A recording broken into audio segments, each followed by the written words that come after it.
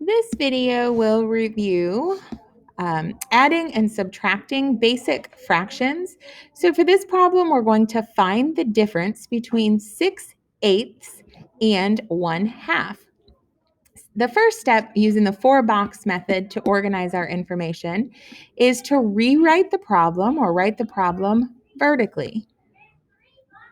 So 6/8, you can probably hear in this video Miss Welsh teaching across the hall. 6/8 take away 1/2. So we've rewritten the problem now vertically the way that we are going to solve it.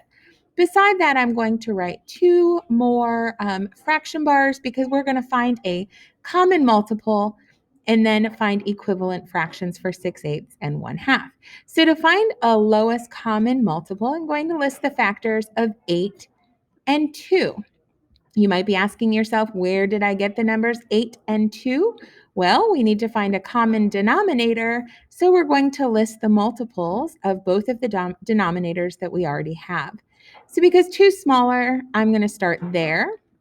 We're going to list out 5 different multiples, starting with itself. So 2 times 1 is 2, 2 times 2 is 4, 2 times 3 is 6, 2 times 4 is 8, and 2 times 5 is 10. So the multiples are 2, 4, 6, 8, and 10. Now let's do the same thing for 8, and we can stop as soon as we find 1 in common. So 8 times 1 is 8. Oh, I can already stop there. 8 is our lowest common multiple. So it's a multiple that both 8 and 2 have in common. So 8 is going to become my common denominator. Now we're going to create 2 equivalent fractions with 8 as the denominator.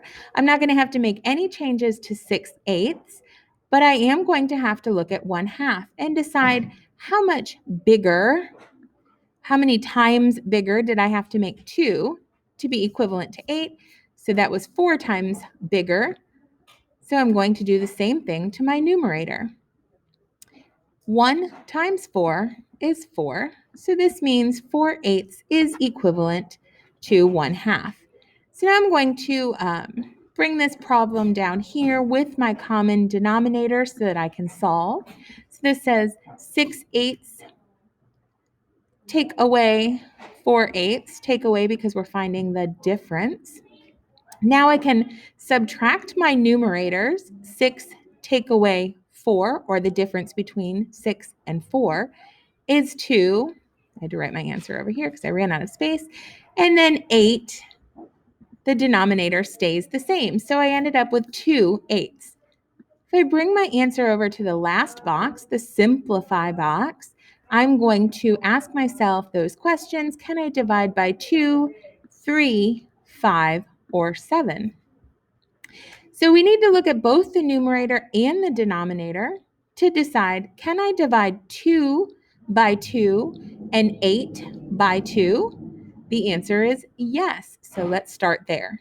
2 divided by 2 is 1. And 8 divided by 2 is 4. So now we're going to ask ourselves, can I divide, again, both numerator and denominator by 2?